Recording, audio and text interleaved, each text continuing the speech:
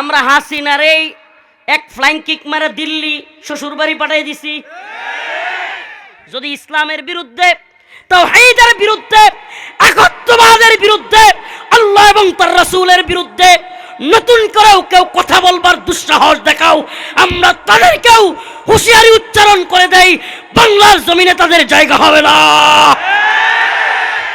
রাজি আছেন তো ইনশাআল্লাহ? মুসলমান একটু সাবধান হইতে হবে।